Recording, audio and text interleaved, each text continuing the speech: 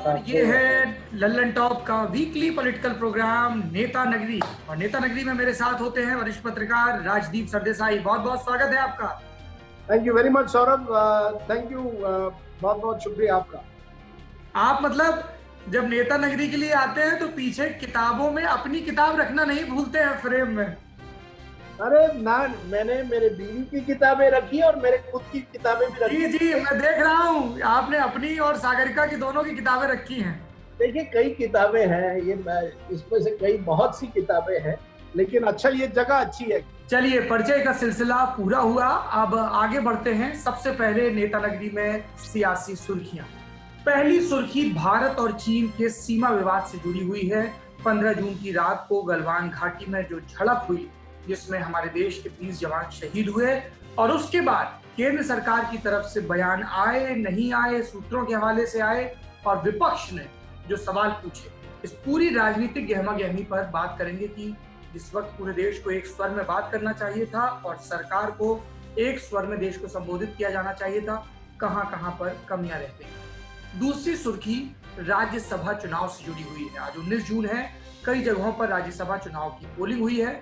इसके नतीजे तो आपको न्यूज़पेपर में, खबरों में, लल्लन टॉप पर पता ही चल जाएंगे, लेकिन भाजपा और कांग्रेस ने और दूसरे रीजनल पार्टीज ने किस तर्क के तहत अपने कैंडिडेट उतारे, जिनमें से कई कैंडिडेट मार्च में ही निर्विरोध चुन लिए गए क्योंकि जितनी सीटें उपलब्ध थी उतने ही कैंडिडेट उतारे गए।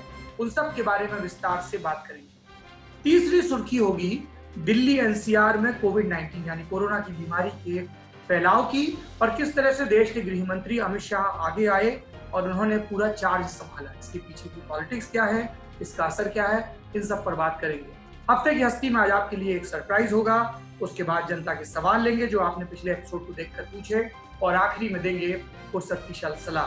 तो शुरू करते हैं नेता नगरी। नेता नगरी के पहले सेगमेंट में मेरे सहयोगी राजदीप सरदेसाई तो होंगे ही, और होंगे एक और पत्रकार जो डिफेंस के मामलों को लगातार कवर करते हैं, इंडिया टुडे से जुड़े हुए अभिषेक भल्ला। तो अब नेता नगरी में बात होगी सबसे अहम मसले की, जिस पर पूरा देश बात कर रहा है, जो जुड़ा तो है देश की विदेश नीति और रक्षा नीति से, लेकिन अब सामरिक महत्व के मसले राजनीतिक मसले भी हो चुके हैं, और इसीलिए हर कोई इसके बारे में बात कर रहा है। और इस बातचीत में, जैसा मैंने आपको बताया, हमारे साथ इंडिया टुडे से जुड़े पत्रकार अभिषेक भल्ला हैं और राजदीप तो है ही। सबसे पहले मैं ये जानना चाहूंगा अभिषेक भल्ला कि एलएसी पर अभी स्थिति क्या है?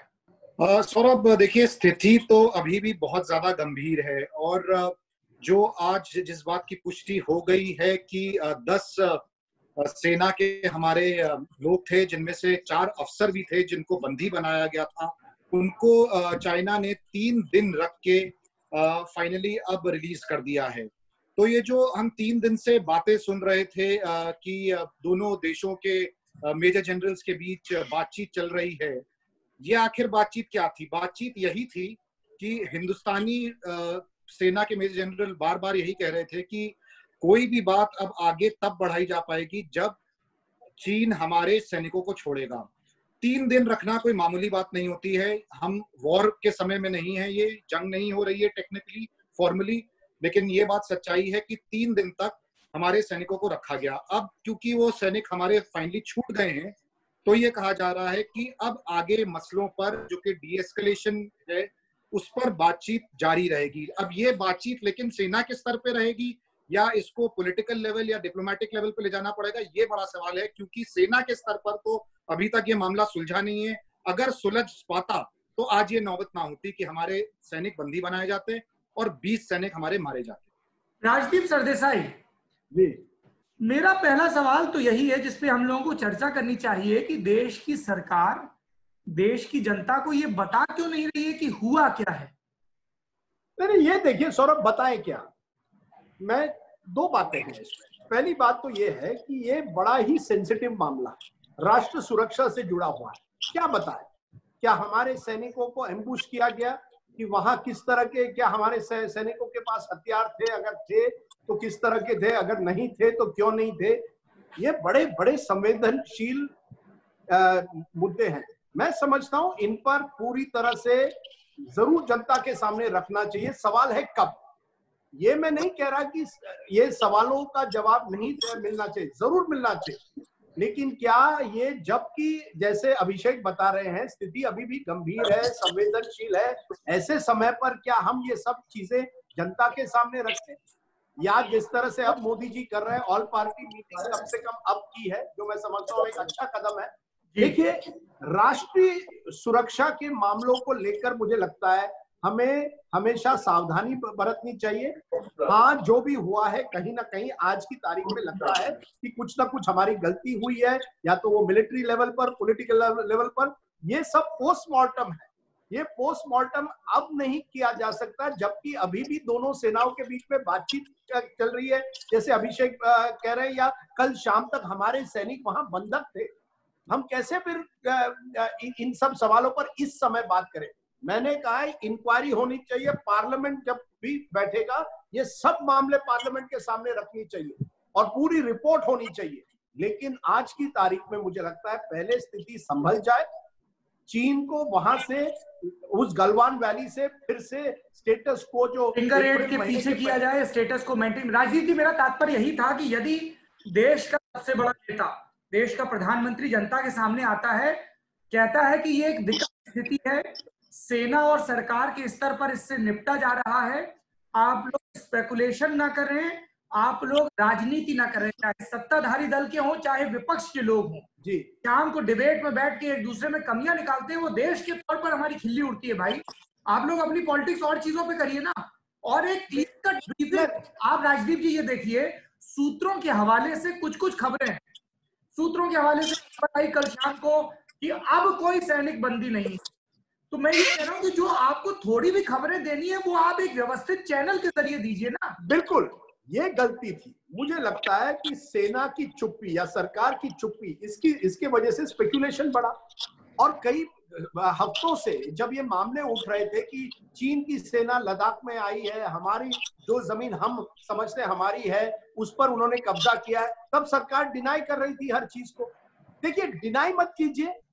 और एक बात है कि कुछ ना कुछ, जैसे आपने सही कहा, कोई आर्मी का व्यक्ति हो, कोई सरकारी व्यक्ति हो, एक ब्रीफिंग करता।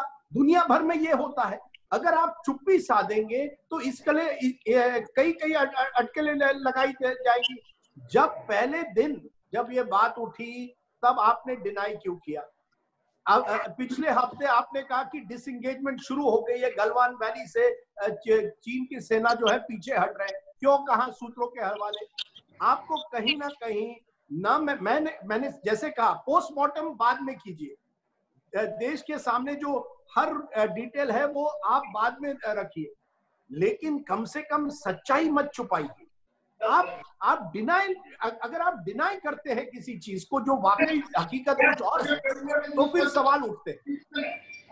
अभिषेक मैं ये जानना चाहता हूं कि ये जो पिछले 1.5 महीने से लद्दाख के एरिया में जो चाइना के बॉर्डर पर स्थितियां हो रही हैं, तो आर्मी इस्टेब्लिशमेंट या डिफेंस मिनिस्ट्री भी कवर करते हैं, जो पॉलिटिकल इस्टेब्लिशमेंट हमारे अच्छे ढंग से जुड़ा हुआ, उसमें कोई इस तरह की बातचीत हुई कि क्यों ब्रीफ नहीं कर रहे हैं? क्या ऊपर के स्तर पर, चूंकि मोदी और शी जिनपिंग के स्तर पर बातचीत हो रही होती है, खबर आती है कि ट्रंप का कॉल आया, देन ट्रंप सेज कि mister Modi was very angry, तो क्यों नहीं बताया जा रहा है कि क्या हुआ? जितना भी बताया जाना है, मान लिया मैंने कि 80% बातें संवेदनशील है, हर चीज चौक चौराहे पर चर्चा की नहीं है, पर कुछ तो आप बताओगे ना, क्या क्या तरीका रहता है, क्या मोडस ऑपरेंडी रहता है ब्रीफिंग का? देखिए, जो मैंने अपने पर्सनल एक्सपीरियंस से नोटिस किया है, जब भी चीन के साथ किसी भी किस्म का मिलिट्री एस्केलेशन होता है तो पूरी व्यवस्था जो है वो थोड़ा सा बैकफुट पे रहती है इंफॉर्मेशन के मामले में। हालांकि अगर पाकिस्तान के साथ ऐसा होता है तो इसका एकदम उल्टा होता है। ऑन रिकॉर्ड हमने देखा, जब सर्जिकल स्ट्राइक हुई तो डीजीएमओ ने आके खुद प्रेस कॉन्फ्रेंस करी। लेकिन चीन के मामले में देखिए, जब डोकलाम भी हो रहा था, 70 दिन 72 दिन का स्टैंड ऑफ चला, उस वक्त भी सेना की तरफ से और रक्षा मंत्रालय की तरफ से ऑफिशियल लेवल पे यही कहा जाता था कि देखिए, विदेश मंत्रालय आपको ऑफिशियल चैनल है, वही डील कर रहा है, वही बताएगा। इसका कारण शायद ये है, जो पर्सनल लेवल पर हमारे सूत्र हमेशा बताते हैं, वो ये कहते हैं कि देखिए, चाइना जो है इंडियन मीडिया से बड़ा परेशान रहता है। उनको ये लगता है कि इंडियन मीडिया बहुत कुछ बढ़ा चढ़ा के वो बात करता है, और कुछ अधिकारियों का कहना होता है कि जो चीन के लोग हैं उनको बिल्कुल भी किसी भी किस्म की परेशानी नहीं है हिंदुस्तान के लोगों के साथ। वो हिंदुस्तान के लोगों की बड़ी इज्जत करते हैं। तो अगर इस बात को पब्लिक के सामने रखा जाएगा तो चीन में भी एक एंटी इंडिया फीलिंग ना जागृत हो जाए। तो ये इस तरह के फेयर्स बताए जाते हैं और ये कम्युनिकेशन बोला जाता है कि चाइना की साइड से आया है। तो कोशिश शायद यही रहती है कि थोड़ा अंडर प्ले किया जाए, लो प्रोफाइल रखा जाए। लेकिन अब हम लोग को भी पत्रकारिता करनी है और इंफॉर्मेशन निकालनी है, तो ऐसा कभी होता नहीं है कि ये इंफॉर्मेशन पूरी तरह दब जाए। उसी महकमे से कोई ना कोई तो हमें बताता ही है कि जमीनी स्थिति क्या है, और शायद उसी के कारण ये बात भी छुप नहीं सकी। हालांकि ना हिंदुस्तान की सरकार ने इसको माना कि बंदी बनाए गए, ना चीन की सरकार ने माना, लेकिन ये बात रिपोर्ट हो गई। इससे पहले भी जब क्लैश हुआ पेंगोंगसो लेक पर 5 मई 6 मई को, तो ये इंफॉर्मेशन हम लोग तक पहुंची करीब 1 हफ्ते बाद। तो ऐसा नहीं है कि इंफॉर्मेशन पूरी तरह ब्लैकआउट हो जाती है। हाँ, कई बार डिले जरूर होता है, और एक बार फेस ऑफ शुरू हो जाता है तो किसी ना किसी माध्यम से, किसी लेवल से ये बातें जरूर बाहर निकलती हैं और जनता तक पहुंचती हैं। दूसरी चीज जो मैं आप दोनों लोगों से पूछना चाहूंगा वो ये है कि आज नरेंद्र मोदी ने पार्टी मीटिंग बुलाई, ठीक है, जिसमें ब्रीफिंग कर रहे हैं। राजनाथ सिंह ने खुद, जो अखबारों में रिपोर्ट छपी, इसके लिए पार्टी अध्यक्षों को फोन किया, बुलाया। मुझे लगता है कि जो इतने पिछले 4-5 दिन से 10 दिन से जो पॉलिटिकल स्पेकुलेशन चल रहा है, राहुल गांधी कोई सवाल पूछ रहे हैं कि निहत्थे क्यों चले गए, मतलब this is not the time to gain any kind of political mileage. देखिए देखिए देखिए देखिए सौरभ, आपकी बात अपनी जगह बिल्कुल सही है, लेकिन क्या हुआ है, हमारी राजनीति एक इतनी विभाजित हो गई है कि हर मुद्दा पॉलिटिसाइज हो जाता है। और इसकी शुरुआत केवल इस समय इस लद्दाख के इस एनकाउंटर पर नहीं हुई है, हर चीज पर होती है। आप ये जानेंगे 2008 में जब नवंबर में मुंबई पर टेरर अटैक हुआ था, आतंकवादियों ने हमला किया, कौन गए थे ताजमहल होटल के बाहर? कौन थे वो व्यक्ति जिन्होंने एक इम्प्रॉम्प्टू प्रेस कॉन्फ्रेंस करके सरकार की आलोचना की? उनका नाम था नरेंद्र मोदी।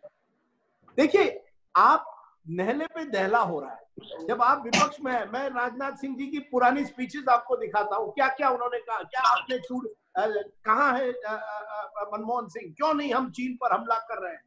विपक्ष में आप कुछ कहते हैं और सरकार में आकर कुछ कहते हैं। अब कांग्रेस भी वही कर रही है।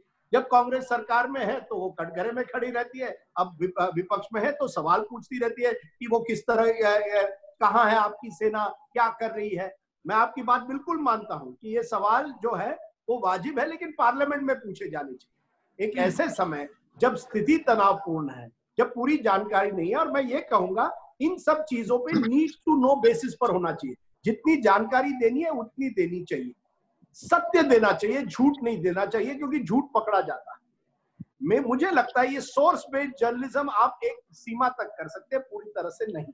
लेकिन हाँ, पॉलिटिक्स हमारी इतनी विभाजित हो गई है कि डिफेंस, फॉरेन अफेयर्स, हर चीज को, कोरोना, हर चीज पर हम राजनीति पर उतर आते हैं। लेकिन सवाल पूछना वाजिब है, ये नहीं हम कि क्योंकि आपने डिनाई किया। प्रॉब्लम क्यों हुआ? जब लद्दाख पे ये जब हम लोग की लद्दाख में चीन अग्रसर है, हमारी जमीन ले रहा है, जब ये बातें उठी तब सरकार ने डिनाई किया। अब जब आप डिनाई करेंगे और फिर सत्य कुछ और निकलेगा तो सवाल पूछना तो वाजिब है ना। आप सवाल क्यों नहीं पूछेंगे? आप तो नेता है ना, विपक्ष के नेता सवाल पूछेंगे। लेकिन सवाल यह है किस तरह से, किस समय पूछना चाहिए, ये आपकी बात को मैं मानता हूं। क्योंकि राजदीप जी, इस देश में ये परंपरा रही है कि एक तो युद्ध काल में आप क्या पूछ रहे हैं क्या नहीं, क्योंकि जब किसी दूसरे देश के मुकाबिल बात आए तब पूरे देश को एक रहना चाहिए। जो महाभारत का वो महान दर्शन है, वयम पंचादि शतकम। आप देखिए, जब वाजपेयी जी जिनेवा में नरसिम्हा राव जिनेवा में भारतीय दल को भेजते हैं तो अटल बिहारी वाजपेयी को उसका मुखिया बना के भेजते हैं। ये सर वो जमाना चला गया। नहीं, मैं ये कह रहा हूँ, वो जमाना जब नरसिम्हा राव वाजपेयी जी को भेजते थे इतनी बड़ी एक कॉन्फ्रेंस के लिए। अब क्या आपको लगता है कि सरकार जो है किसी विपक्ष के नेता को भेजेगी? आप विपक्ष के साथ ऑल पार्टी मीटिंग क्यों नहीं करते पहले दिन से? फिर वो कोरोना हो या इस तरह की लेकिन दूसरी चीज मैं ये कह रहा हूँ राजदीप जी कि 1962 का युद्ध, उसकी रिपोर्ट हो, कारगिल में सुब्रमण्यम कमेटी की रिपोर्ट हो, रिपोर्ट पब्लिक ही नहीं की जाती। हम लोगों को बार बार नेशनल सिक्योरिटी का हवाला दिया जाता है। अमेरिका समेत कितने ही देशों में एक तय समय सीमा है, 20 साल, 40 साल, उसके बाद आप पब्लिक करते हो डॉक्यूमेंट। यहाँ डॉक्यूमेंट पब्लिक नहीं होते, सेंसिटिविटी बता के चीजें छिपाई भी जाती हैं ताकि कभी भी कोई भी पॉलिटिकल एस्टेब्लिशमेंट, चाहे पिछली सरकारों का हो चाहे मौजूदा सरकार का हो, वो सवालों की कटघरे में ना आए। बिल्कुल, आज तक हमें नहीं पता कि 93 के बाद इतनी मीटिंगें हुई हैं बॉर्डर पर को लेकर चीन और भारत के बीच में, उन मीटिंगों में क्या बातें हुई, क्या तय किया गया, कहाँ पता है। फिर वो कई सरकारें, कांग्रेस की सरकार हुई, यूनाइटेड फ्रंट की हुई, भाजपा की हुई, कहाँ बताया गया। ब्रजेश मिश्रा गए थे, उसके बाद शिव शंकर मेनन, जे.एन. दीक्षित, कई लोगों ने बातचीत की है चीन के साथ। उन बातचीतों में क्या हुआ? अब 20 साल हो गए, हमें पता नहीं चलना चाहिए कि ये किस तरह से बातचीत हो रही है, किस स्तर पर, किन मुद्दों को लेकर। और इसी वजह से लाइन ऑफ एक्चुअल कंट्रोल जो है, जो बाउंड्री है, इतनी विवादास्पद हो गई है, क्योंकि किसी को यह पता नहीं है कि किस तरह की बातचीत हो रही है। और जब बातचीत पर ही नहीं पता है इतने सालों के बाद, तो दोनों सेनाओं के लोगों को कैसे, जो जमीन पर कमांडर है, वो कैसे जानेंगे कि कौन किस तरफ बैठा है। LAC itself is disputed। ये सबसे बड़ी मुसीबत है चीन और भारत के बीच में इस समय। अभिषेक, मेरा आखिरी सवाल आपसे ये है कि चीन के साथ हमारा बॉर्डर काफी लंबा है, जो 3 कमांड्स में बटा हुआ है। अब बाकी जगहों पे भी आई एम श्योर सतर्कता बढ़ा दी गई होगी, खासतौर पे जो पिछले ट्रिगर पॉइंट रहे थे, डोकलाम वगैरह, उन सब जगहों पे। जी हाँ, बिल्कुल। जो चीन के साथ जो LAC है, ये 3 सेक्टर में बटी हुई है।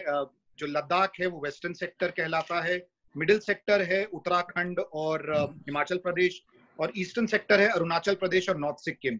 ये जानना बड़ा जरूरी है कि लद्दाख में इस वक्त ये गतिविधियां इतनी क्यों हुई।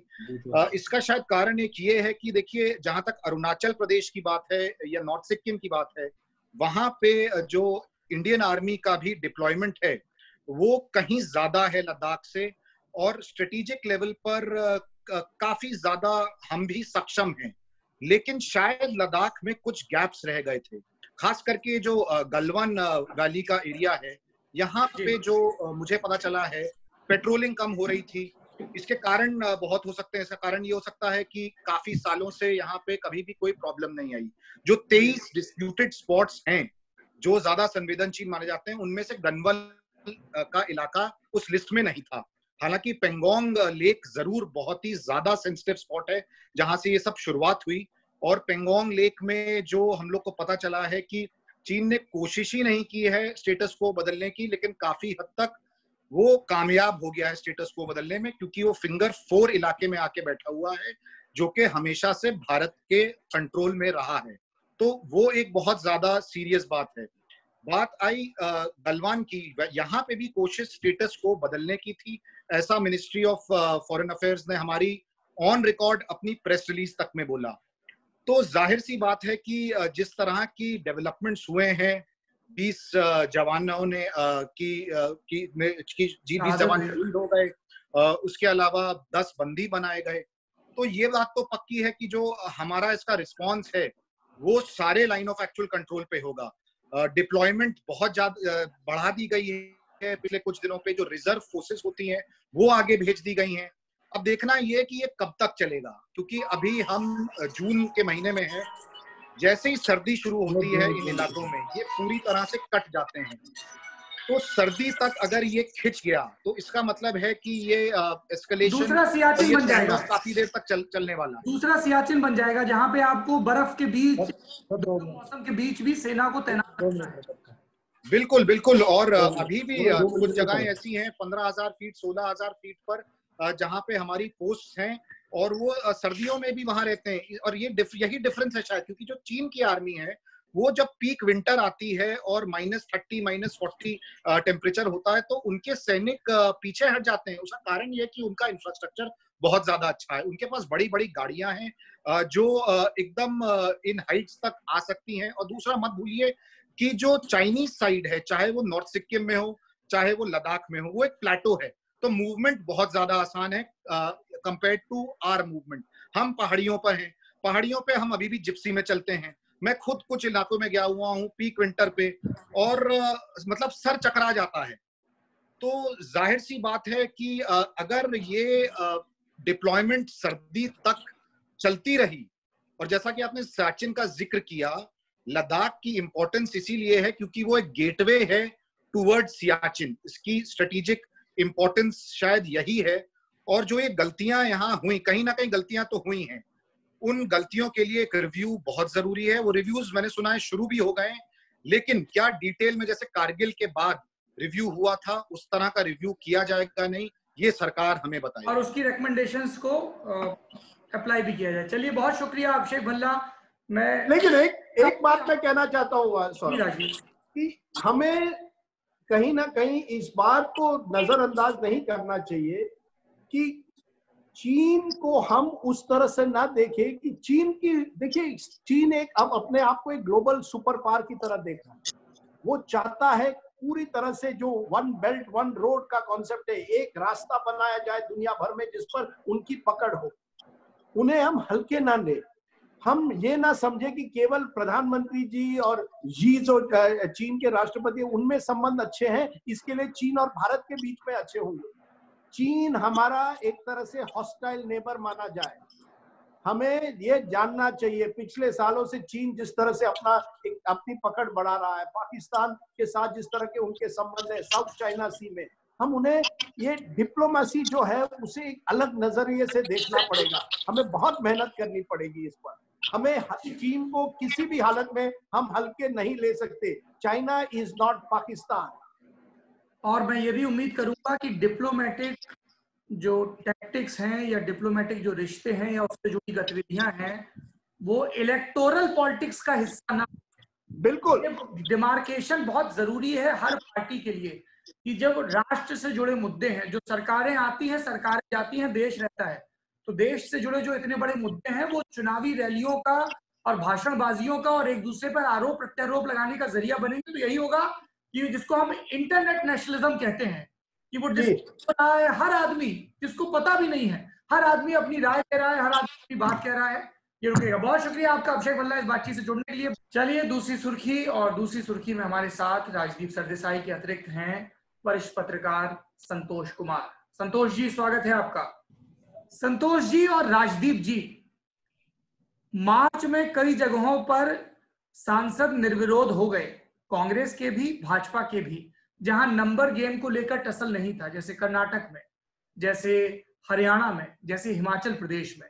लेकिन कुछ जगहों पर आज जब हम ये नेता नगरी शो रिकॉर्ड कर रहे हैं 19 जून को, तब इस वक्त वोटिंग चल रही है। मैं आप दोनों से जानना चाहता हूं, सबसे पहले संतोष जी आपसे, कि बीजेपी ने टिकट वितरण में किन फैक्टर्स का ख्याल रखा। जैसे मैं कई जगह देख रहा था कि एमपी में सत्यनारायण जटिया अटल बिहारी वाजपेयी के जमाने के लीडर हैं, उनका टिकट काट दिया गया। प्रभात झा प्रदेश अध्यक्ष रहे, 2 बार के सांसद, उनका टिकट काट दिया गया। तो फैक्टर क्या रहे बीजेपी के सामने? देखिए सौरभ जी, बीजेपी जो इस नई इरा की जो बीजेपी है, ये पुरानी बीजेपी नहीं है, ये बहुत बदली हुई बीजेपी है। इस बीजेपी को जब हमने करीब से देखा तो बीजेपी ने अपनी जो फंक्शनिंग है वो बिल्कुल बदल दी है। उसका स्टाइल बदल मतलब जिसको हम कह सकते हैं कि उसकी जो कार्यशैली है वो बदल चुकी है। हर बार अगर आप देखेंगे तो उनके कैंडिडेट का जो सिलेक्शन होता है या पार्टी संगठन में किसी तरह की कोई स्ट्रेटजी बनाई जाती है, एक बाकायदा उसको लेकर के मंथन होता है और एक स्ट्रेटजी पहले तय होती है, व्यक्ति बाद में तय होता है। इवन चाहे वो प्रदेश अध्यक्ष का चयन हो, चाहे टिकटों में चयन हो। फिर 2016 का अगर आप देखेंगे तो इंडिया टुडे में था मैं उस वक्त, और आप हमारे साथ उस वक्त थे, हम लोग साथ में ही थे। वहां पे एक स्टोरी इंडिया टुडे में लिखी थी हमने, अमित शाह का तबादला समीकरण राज्यसभा कैंडिडेट को लेकर के। तो कैसे किया था, जैसे वेंकैया नायडू उस वक्त राजस्थान से भेजे गए थे, मुख्तार अब्बास नकवी झारखंड से भेजे गए थे, मतलब इस तरीके से चीजें अदली बदली कर दी गई थी। और जैसे निर्मला सीतारमण को बदल दिया गया था, तो उसके पीछे एक पूरी स्ट्रेटजी थी कि क्यों, मतलब मैं उसको एक्सक्लूसिव वाली बात नहीं कह रहा हूं, लेकिन 2016 की वो स्टोरी आज भी है, इंडिया टुडे के रिकॉर्ड में है, मेरे पास भी वो रिकॉर्ड में है, मैं आपको दिखा सकता हूं, जिसमें बहुत क्लियर कट था कि वेंकैया नायडू को वाइस प्रेसिडेंट बनाना है। और आंध्रा से अगर हम दोबारा उनको उतार के लेके आते हैं तो चंद्रबाबू नायडू पर भरोसा नहीं है कि दोबारा वो हमारे कैंडिडेट को सपोर्ट करेंगे या नहीं करेंगे। ऐसे में हम ऐसे स्टेट से अपने वेंकैया नायडू को भेजने की सोची जहां बाई इलेक्शन में हम जिता करके वापस ले आए। तो एक स्ट्रेटजी थी। लेकिन अगर अभी की बात आप करेंगे इस चुनाव की, तो हमने ये देखा इस चुनाव में कि भाजपा ने इस बार प्योरली एक थीम बनाई, थीम कह सकते हैं, स्ट्रेटजी कह सकते हैं उसको। वो ये थी कि इस बार कार्यकर्ता, प्योर कार्यकर्ता, विशुद्ध कार्यकर्ता को हमें टिकट देना है। अगर आप इसको स्टेट वाइज हम चर्चा करेंगे तो मैं आपको बताऊंगा कि कौन किस तरीके से चीजें ली गई। अगर आप जैसे मध्य प्रदेश की आप बात कर रहे थे कि सत्यनारायण जटिया और प्रभात झा ये दो नहीं दिए गए। सत्यनारायण जटिया की जहां तक बात है तो वो ऑलरेडी बहुत लंबे समय से राज्यसभा में है, वाजपेयी गवर्नमेंट में मंत्री रहे और इस समय भी वो पीठासीन पदाधिकारी के रूप में वहां उसमें राज्यसभा में भी थे। तो और उनकी एज 74 हो चुकी है, तो इसलिए उनका इस बार उस तरीके से नहीं था। रही बात प्रभात झा की, तो एक चीज समझना होगा कि मध्य प्रदेश की राजनीति में प्रभात झा जिस समुदाय को बिलोंग करते हैं वो बहुत प्रभावी नहीं है वहां मध्य प्रदेश की राजनीति के हिसाब से। और संगठन के नाते, क्योंकि वो प्रदेश अध्यक्ष भी रहे और संगठन के नाते उनको 2 टर्म मिल चुका है, अभी नेशनल टीम में वाइस प्रेसिडेंट हैं। तो ऐसी परिस्थिति में एक चीज और इम्पोर्टेंट की स्टेट यूनिट में उनके खिलाफ एक बड़ा समूह है, बड़ा गुट है जो उनके खिलाफ रहता है। तो कुल मिलाकर के ये था कि इस बार हमें जो टिकट देना है मध्य प्रदेश से, तो मध्य प्रदेश में आपने देखा किस तरीके से ग्वालियर चंबल संभाग जिससे प्रभात झा भी आते हैं, उस संभाग में ज्योतिरादित्य सिंधिया आए, एक ऑपरेशन लोटस हुआ, वहां सरकार बदली और वो निश्चित तौर से ज्योतिरादित्य सिंधिया को वो टिकट मिली।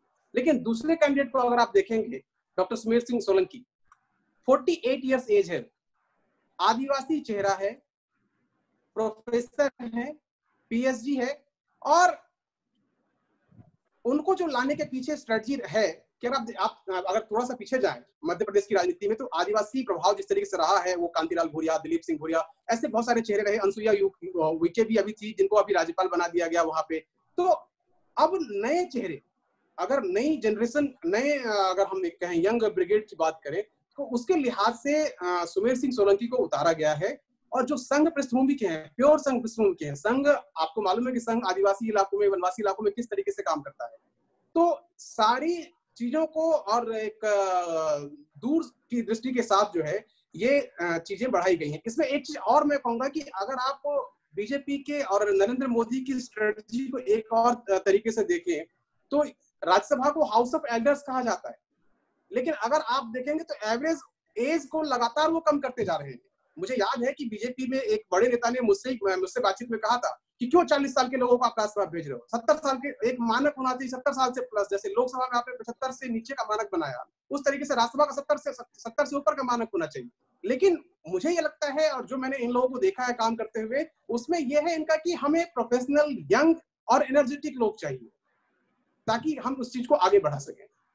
अच्छा, ठीक है, इस पे अभी हम लोग राज्यवार और बात करेंगे। राजदीप जी, मैं आपसे खासतौर पे महाराष्ट्र के जो कैंडिडेट हैं जो निर्विरोध सिलेक्ट होके आए हैं, एनसीपी से शरद पवार, रामदास अठावले, शिवसेना से प्रियंका चतुर्वेदी, बीजेपी ने उदयन राजे भोसले को लेके आए, भगवत कराड़ा को लेके आए औरंगाबाद से, और एनसीपी ने फौजिया खान को। इन नामों के पीछे की क्या गणित है? देखिए, बड़े दिलचस्प है। उदय सिंह राजे भोसले एनसीपी से चुनकर आते हैं जी 2019 के चुनाव में, 2019 चुनाव में, फिर एनसीपी छोड़ते हैं, भाजपा में शामिल होते हैं महाराष्ट्र असेंबली चुनाव के पहले, चुनाव लड़ते हैं और हारते हैं। शरद पवार का एक एजेंडा था कि हाँ, इस आदमी ने मुझे दगा दिया, मैं इसको हराऊंगा। अब वो कहते हैं कि वो शिवाजी के एक तरह से वो अपने आप को वारिस मानते, बड़े बड़े अपने शरद पवार ने ये दिखाया कि उदय सिंह राजे भोसले को पार्टी की भी जरूरत है, केवल सरनेम से कुछ नहीं चलता।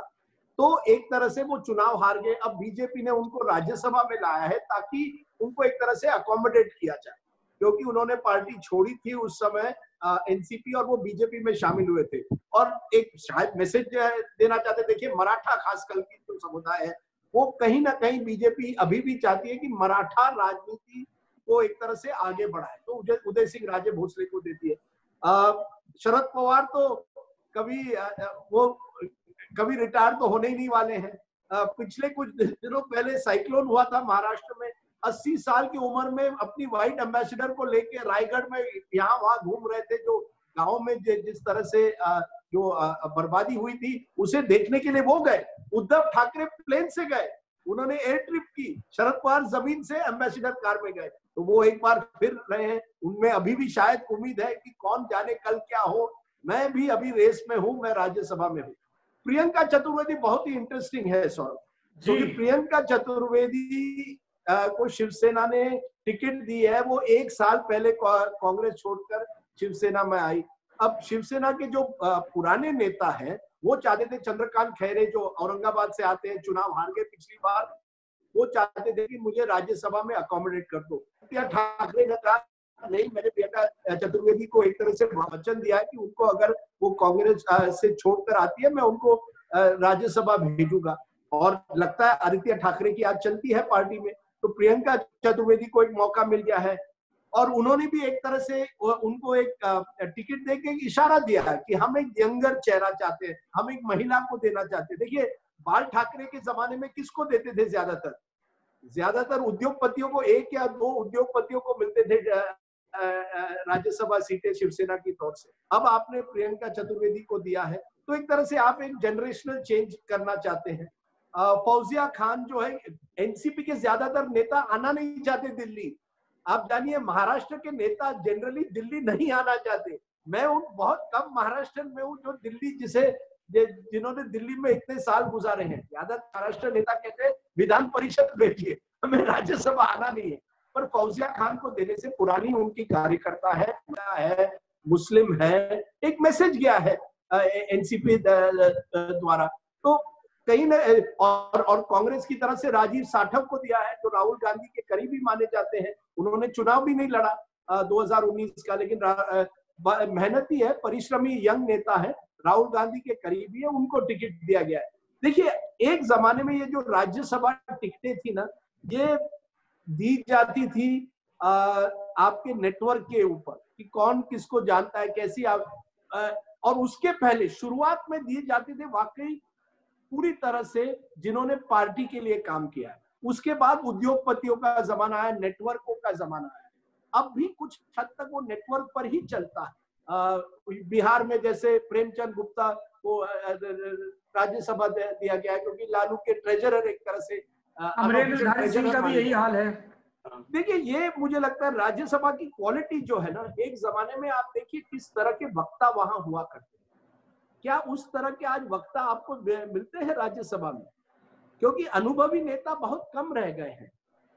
आज संतोष जी कह रहे हैं कि यंगर जनरेशन को दे रहे हैं। कर्नाटक में देखिए यंग एबीवीपी नेताओं को दे रहे हैं। येडियुरप्पा अपने करीबी को देना चाहते थे, लेकिन कुछ यंग एबीवीपी नेताओं को दिया गया। और मुझे लगता है संतोष जी जो है कर्नाटका के नेता, ये बीएल संतोष जो आरएसएस से आए हुए हैं, उन्होंने एक तरह से बिल्कुल। तो मेरा ये कहना है कि देखिए राज्यसभा को आप हाउस ऑफ एल्डर्स मत मानिए, लेकिन कम से कम ऐसे लोगों को दीजिए जो वाकई वहां राज्यसभा की एक, मुझे लगता है प्रियंका चतुर्वेदी अच्छा करेगी वहां। कम से कम वो अच्छी वक्ता है, वो बोल पाएगी राज्यसभा में। राजदीप जी, राज्यसभा का सदन सिर्फ अच्छे वक्ताओं को अकोमोडेट करने के लिए नहीं है, सबको राज्यों में अपने सियासी समीकरण भी तो देखने हैं भाई।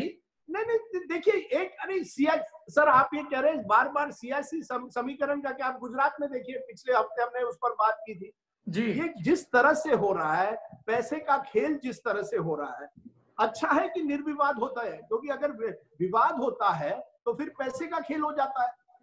या तो पैसे का खेल जैसे मणिपुर में, या किसी एमएलए को यहाँ से खरीद लो वहां से खरीद लो, क्यों होना चाहिए? क्या राज्यसभा चुनाव इसके लिए है? बिल्कुल कि वो मनी रामदास अठावले क्या चीज है, कमाल के ये चाइनीज फूड बंद कर दो। देखिए सर मैं जब आपको बताऊं सौरभ जी, जब मैं पत्रकारिता शुरू कर रहा था, रामदास अठावले मुझे मंत्रालय में अक्सर मिला करते थे। एक जमाना था रामदास अठावले, नामदेव ढसाल, प्रकाश अंबेडकर भी। देखिए ये बड़े बड़े दलित समाज के नेता माने जाते थे। Athawale was Dalit panther.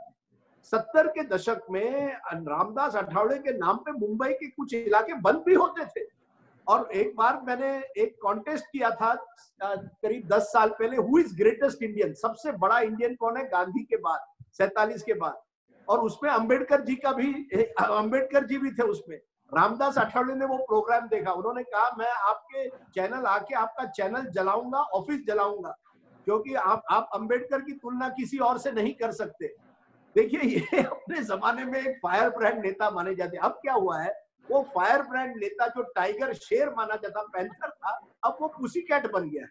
अब वो जाता है जहां सत्ता उसे मिलती है, अब वो कुछ भी बोले, मंत्रालय भी मिला है, और कुछ ना कुछ न्यूज में रहना है आपको। आप कह दीजिए चाइनीज गुड्स खत्म कर दीजिए। 2-3 साल पहले इसी तरह से डोकलाम के टाइम पे एक बड़ी अच्छी चाइनीज रेस्टोरेंट थी मुंबई में, लिंग्स रेस्टोरेंट, वहां उन्होंने जाके उनके समर्थकों ने प्रदर्शन किया कि वहां महाराष्ट्रियन फूड शुरू करो, ये चाइनीज फूड नहीं चलेगा, ये फ्राइड राइस की जगह हमारी जो आमटी है वो दिखाओ, आमटी भात चाहिए मुझे मेन्यू पर।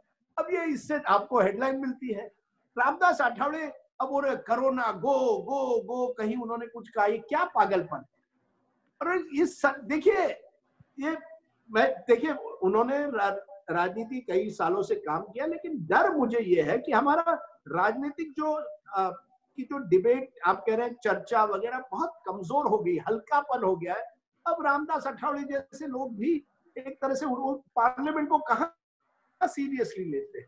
अच्छा, मेरा अगला सवाल मेरा ये है, ये आप दोनों लोगों से ही है। जैसे एक कैंडिडेट है भगवत कराड़ा, औरंगाबाद से आते हैं, बंजारा समुदाय से, जिससे गोपीनाथ मुंडे भी संबद्ध हैं।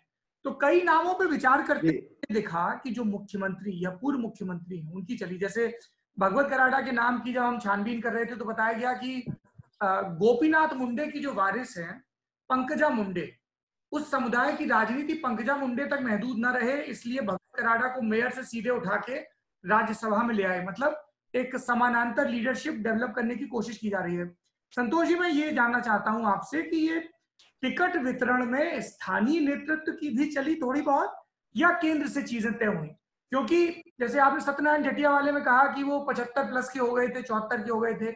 हम बिहार में जब देखते हैं तो सीपी ठाकुर को टिकट दिया गया है ना, तो कहीं कहीं पे अपने रीजनल छत्रप हैं उनको एकोमोडेट भी किया, कहीं पे आपने हार्डकोर जो कार्यकर्ता हैं जैसे राजस्थान में आपने गहलोत साहब को टिकट दिया, या गुजरात में आपने टिकट दिया, लेकिन वहां पे व्यक्तिगत संबंध भी कई जगह बताए गए। जैसे अभय भारद्वाज राजकोट के वकील हैं जिन्होंने गुलबर्गा केस लड़ा, या फिर इंदु गोस्वामी जो विधानसभा चुनाव हारी, पहली दफा लड़ी हिमाचल में भाजपा की लहर में, पालमपुर शांता कुमार की सीट से, और उनको राज्यसभा लाया गया। तो इस तरीके क्या क्या फैक्टर रहे, थोड़ा राज्यों का अगर आप जिक्र करें, हरियाणा का। देखिए आपने जो सौरभ जी सवाल पूछा है कि इसमें सेंटर की चली या फिर स्टेट की चली।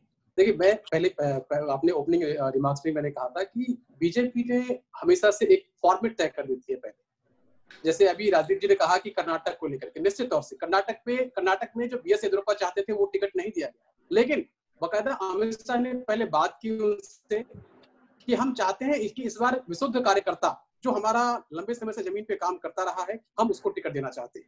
उसके बाद उनकी जेपी नड्डा से बातचीत हुई, फिर एक लिंगायत समुदाय का और एक पिछड़े वर्ग का जो संघ पृष्ठभूमि का व्यक्ति था उनको टिकट दिया गया, और एक स्ट्रेटेजिकली वहां देवगौड़ा को भी जो सपोर्ट किया गया, तो बीजेपी ने भी अपनी तरफ से सपोर्ट का ऐलान किया है कि भाई ताकि फ्यूचरिस्टिक एंगल से चीजों को देखते हुए। अगर आप जैसे हिमाचल की बात कर रहे हैं इंदु गोस्वामी की, इंदु गोस्वामी शायद 53 इयर्स की है, 53-54 साल की है, महिला मोर्चा की अध्यक्ष रही है स्टेट में, और इनके बारे में कहा जाता है कि जब नरेंद्र मोदी संगठन के प्रभारी थे, हिमाचल का प्रभार जब उनके पास था, तो उस समय भी वो एक्टिव थी और काम कर रही थी।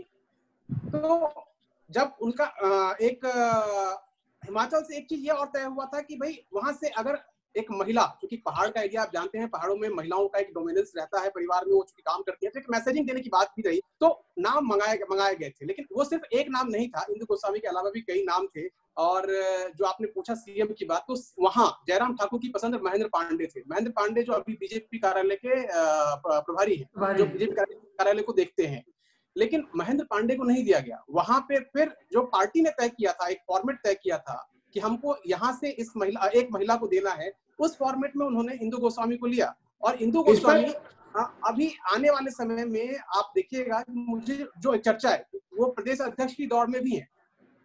नहीं, मैं इससे कहीं मैं एक बात जोड़ना चाहता हूँ। आपने भगवत कराट की बात की, वो औरंगाबाद म्युनिसिपल कॉर्पोरेशन के पुराने मेयर है और वो आते हैं बंजारा समाज से, ओबीसी समाज, जो बीजेपी एक तरह से उस समाज को एक तरह से समझती, जिस तरह से मराठा बंजारा भी एक ओबीसी है। ओबीसी पॉलिटिक्स में बंजारा समाज बहुत ही महत्वपूर्ण है महाराष्ट्र की राजनीति में। अब कुछ साल पहले जब राज्यसभा के चुनाव हुए तब नागपुर से एक व्यक्ति आए, डॉक्टर है, डॉक्टर महात्मे, वहां के बड़े फेमस आई डॉक्टर हैं। अब वो धनगर समाज से आते हैं। अब वो धनगर समाज को भी बीजेपी एक तरह से अपने आप अपनी तरफ करने की कोशिश कर रही है। तो बीजेपी की जो सोशल इंजीनियरिंग की पॉलिटिक्स है जाति को लेकर, वो भी इंपॉर्टेंट है, मैं मानता हूं राज्यसभा चुनाव में। देखिए, बीजेपी जो भी निर्णय लेती है ना, राजनीतिक दृष्टि से लेती है। कांग्रेस में ज्यादातर ये नेटवर्क होता है कि आप किसके दोस्त हैं, किसके नजदीकी माने जाते हैं, राहुल गांधी के नजदीक, फिर उस आपका कितना महत्व वहां हो ना हो उस पर ज्यादा जोर नहीं दिया जाता। ये एक, अब जब आप केसी वेणुगोपाल को राजस्थान से टिकट दे रहे हैं, क्यों दे रहे हैं? केरल के व्यक्ति हैं, उनका राजस्थान से क्या लेना देना है? लेकिन राहुल गांधी और सोनिया गांधी के अब करीबी बन गए हैं।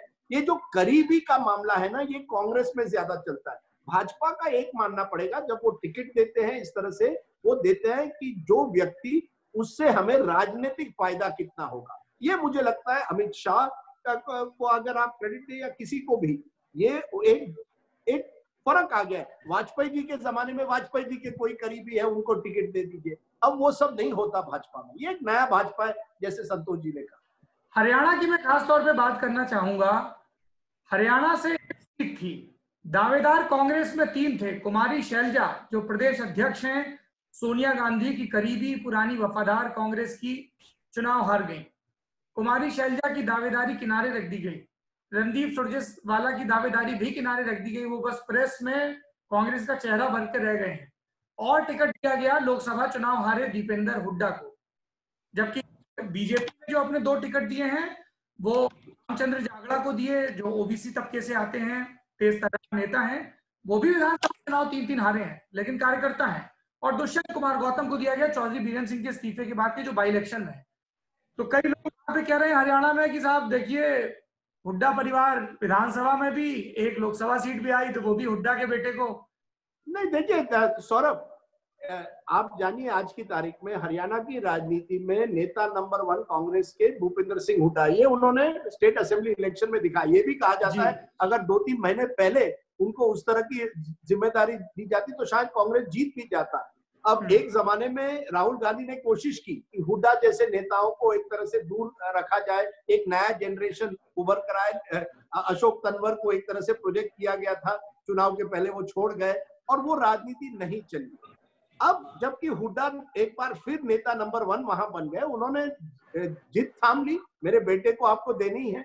राहुल गांधी ने ज्यादातर राज्यसभा चुनाव में अपने लोगों को अकोमोडेट किया, लेकिन हरियाणा में उनको मानना पड़ा कि दीपेंद्र सिंह हुड्डा, जो एक तरह से एक जमाने में राहुल गांधी के करीबी भी माने गए, ऐसा नहीं है कि वो दूर थे, फादर के साथ प्रॉब्लम था, बेटे के साथ नहीं। लेकिन ये अकोमोडेशन है। देखिए, यही तो है ना, कांग्रेस में हमेशा कॉम्प्रोमाइज होगा, आपको कॉम्प्रोमाइज की राजनीति करनी पड़ती है कांग्रेस में। भाजपा में वो कम नजर आता है इस तरह की कॉम्प्रोमाइज। मैं 2-3 स्पेसिफिक नामों पे आप लोगों की टिप्पणी, सौरभ जी, मैं इसमें जोड़ना चाहूंगा कि भूपेंद्र सिंह हुड्डा ने मौके पे चौका मारा। जो तरह सिंधिया एपिसोड चल रहा था, उस एपिसोड का फायदा उन्होंने लिया। जी बिल्कुल। मैं 2-3 नामों पे आप लोगों की टिप्पणी चाहता हूं। दिनेश त्रिवेदी जो पश्चिम बंगाल से नाम आए हैं निर्विरोध, उसमें एक दिनेश त्रिवेदी, हालांकि उसके अलावा अर्पिता घोष, सुब्रत बनर्जी, सुब्रत बख्शी और मौसमी नूर भी हैं जो लोकसभा चुनाव हारी हैं। लेकिन दिनेश त्रिवेदी का नाम इसलिए क्योंकि ये वही दिनेश त्रिवेदी हैं जिनके कार्य के दौरान ममता बनर्जी के हट के चक्कर में संवैधानिक संकट पैदा हो गया था। दिनेश त्रिवेदी ने रेल बजट पेश किया, ममता बनर्जी अड़ गई, किराया कैसे बढ़ाया, मतलब आप समझिए क्या स्थिति हो गई थी। और कई दिनों तक दिनेश त्रिवेदी ममता बनर्जी की जो इनर कोटरी उससे, लेकिन अब उनको दोबारा राज्यसभा में भेजा जा रहा है। इसलिए आप लोगों की टिप्पणी चाहूंगा। देखिए, दिनेश त्रिवेदी बहुत ही इंटरेस्टिंग कैरेक्टर है, क्योंकि मुझे मालूम, मैं पहली बार उनको मिला तब वो जनता दल में हुआ करते थे, वीपी सिंह के बड़े करीबी थे, अरुण नेहरू के साथ मैं उनको अक्सर मिलता था। तो वहां से, और वो मुझे लगता है उनकी कोई ट्रैवल एजेंसी थी, वो अपने आप को मुझे कहा मैं पायलट, मैं प्लेन भी चलाना जानता हूँ, बिजनेसमैन थे, तब कोई ममता बनर्जी उनके नाम पर उनके होठों पर नहीं था, वो हमेशा वीपी सिंह की बात करते थे। फिर 98 में, और एक जमाने में कांग्रेस में भी थे, 98 में जब बंगाल में विभाजन, एक कांग्रेस पे स्प्लिट हुआ, तब वो ममता के साथ गए। एक बात माननी पड़ेगी, वो 22 साल से ममता के साथ रहे हैं और बड़े वो बड़े स्टाइलिश नेता हैं। और एक और बात बताओ, बड़ी दिलचस्प है, अब जब चुनाव हो रहे थे 2019 में, उनका घर खान मार्केट के सामने है और बड़ा उनका जो बंगला है, वहां रह कौन रहा था? सैम पिट्रोडा। यानी कांग्रेस की जितनी भी रणनीति एक तरह से बन रही थी, वो दिनेश त्रिवेदी के घर में बन रही थी। दिनेश त्रिवेदी खुद चुनाव बंगाल में लड़ रहे थे उस समय, तृणमूल कांग्रेस के विरोध में लड़ रहा है वहां चुनाव, लेकिन वहां यहाँ कर, क्योंकि उनके संबंध सैम पिट्रोडा से बड़े अच्छे थे, तो इनके संबंध हर तरफ है। दिनेश त्रिवेदी एक ऐसे नेता हैं जिन्होंने सबको खुश रखा है, और ममता जी और उनका बीच बीच में टकराव भी हुआ है, लेकिन दिनेश जी ने कभी ममता जी को छोड़ा नहीं। एक बार बोलूं, बड़े कुर्ता बड़े अच्छा पहनते हैं, सेंट, खास करके उनकी परफ्यूम आपको देखनी चाहिए, बड़े अच्छे। मैं एक बार उनके साथ पाकिस्तान एक दौरे, ऑल पार्टी डेलीगेशन था, मैं पत्रकार की तरह गया था, हर फंक्शन में नया कुर्ता, सेंट, फर्स्ट क्लास पहनकर बिल्कुल तैयार।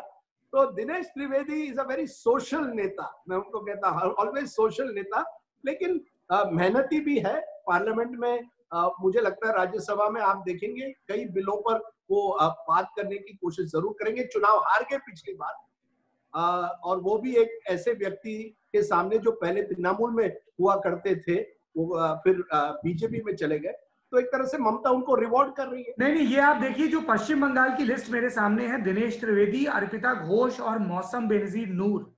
ये अर्पिता और मौसम भी ये लोकसभा चुनाव हारे हुए लोग हैं, लेकिन उनको अब राज्यसभा के उसमें भेजा गया है। बिल्कुल, देखिए ममता की राजनीति, ये देखिए, ये ऐसे राज्य हैं जहां ममता सब कुछ डिसाइड करती है। अब ये जो पैटर्न क्या है, नवीन पटनायक डिसाइड करते हैं, ये जो सुप्रीमो नेता है राज्य के, वो डिसाइड करते हैं, उसमें कोई फिर पार्टी स्ट्रक्चर की जरूरत नहीं है।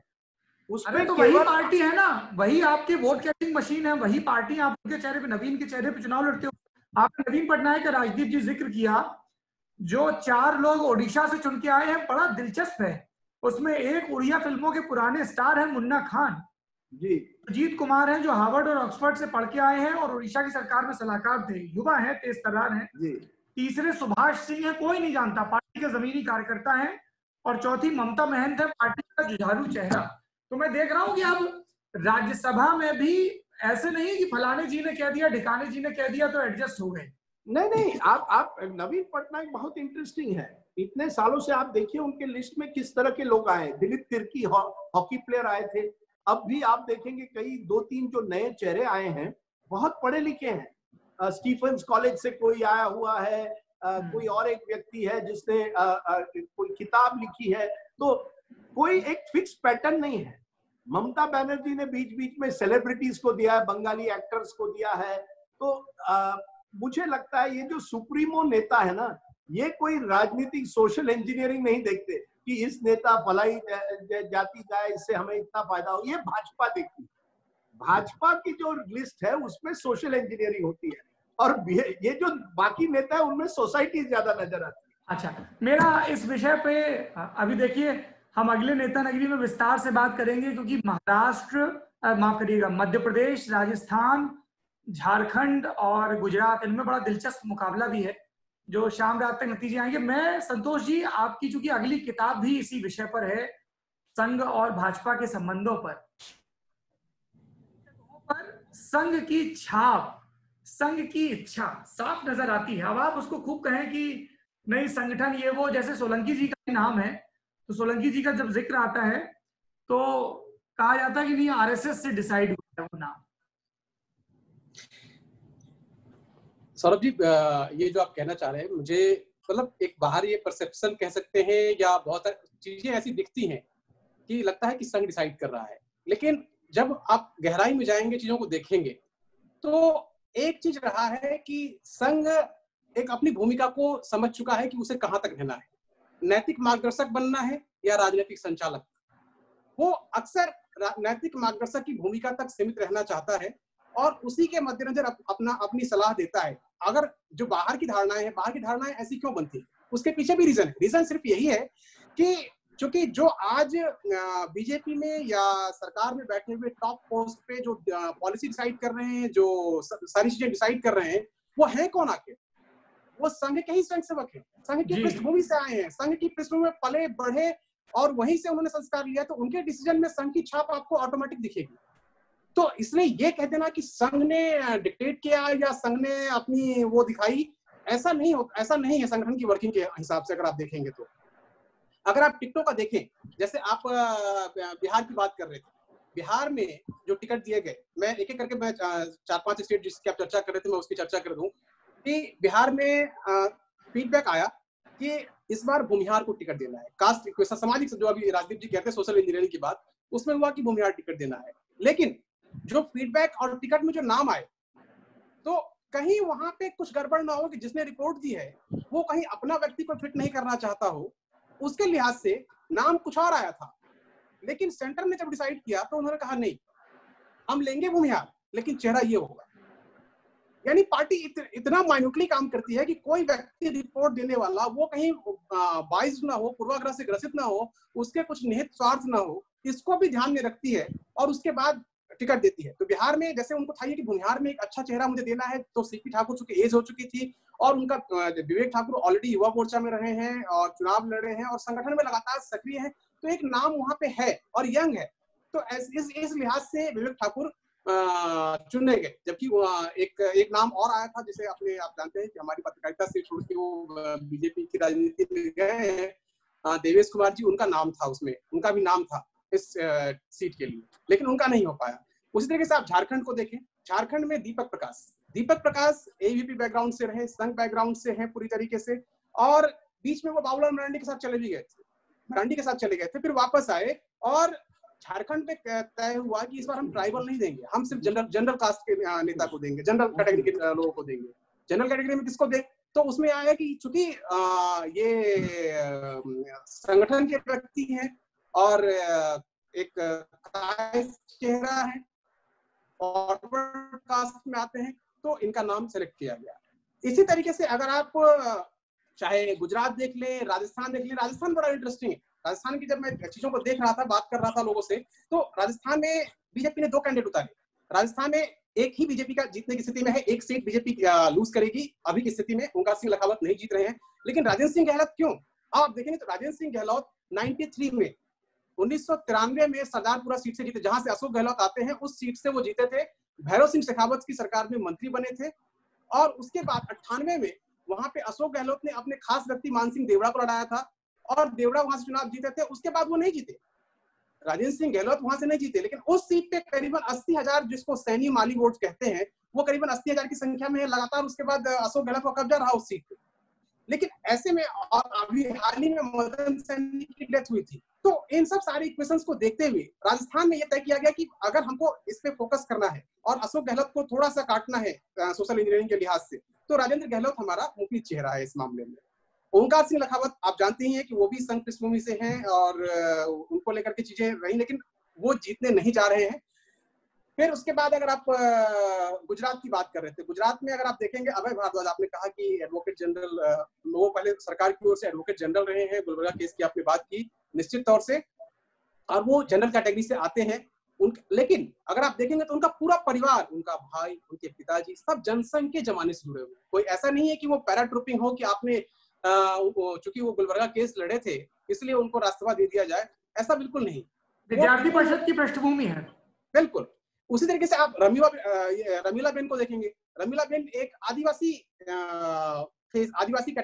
समाज से आती हैं और ये गुजरात एडमिनिस्ट्रेटिव सर्विस की अधिकारी थी, गुजरात एडमिनिस्ट्रेटिव सर्विस में थी। और उसी दौरान जब वो नरेंद्र मोदी जब गुजरात में सीएम थे तो उनकी गुड बुक में आई, अपनी प्रशासनिक कौशलता की वजह से, जो उनके कुछ कामकाज को उन्होंने बहुत करीब से देखा होगा, उसके बाद वो गुड बुक में आई। और आपको मालूम, आपने भी देखा होगा कि वो विधानसभा चुनाव नहीं जीत पाई, उनको 2-3 बार मौका दिया गया, फिर लोकसभा चुनाव भी नहीं जीत पाई थी, लेकिन इस बार पार्टी ने उनको राज्यसभा में मौका दिया है। तो निश्चित तौर से थोड़ा बहुत, जैसे राजनीति जी कह रहे थे कि बिल्कुल करीबी वाला मामला बिल्कुल नहीं रहता है, ऐसा नहीं है। कई बार जहन में रहती है जब आदमी व्यक्ति डिसाइड कर रहा होता है स्ट्रेटजी के तहत चीजें कि हमारा फॉर्मेट ये है, लेकिन उस फॉर्मेट में चेहरा कौन सा फिट बैठेगा। तो जब आप किसी को पहले से जानते होंगे, देख चुके होंगे, उससे वाकिफ होंगे, तो वो चेहरा आगे बढ़ता है। इसी तरीके से नरहरी अमीन के पीछे वो आपको मालूम है कि माधव सिंह सोलंकी सरकार में डिप्टी सीएम रहे, और चिमन भाई पटेल के सरकार में उप मुख्यमंत्री रहे। एक जमाने में ऐसा माना जाता था कि उनमें और अमित शाह के बीच में टकराव है, खासकर की जो अहमदाबाद कोऑपरेटिव बैंक का कंट्रोल करने की जो कोशिश थी, क्योंकि नरहरी अमीन भी एक ऐसे नेता है जिनके अच्छे कनेक्शन बिजनेस कम्युनिटी के साथ। अब इतने सालों बाद आप उनको एक तरह से फिर लाते हैं केवल उसमें क्रिकेट, ये तो पटेल पाटीदार फैक्टर है।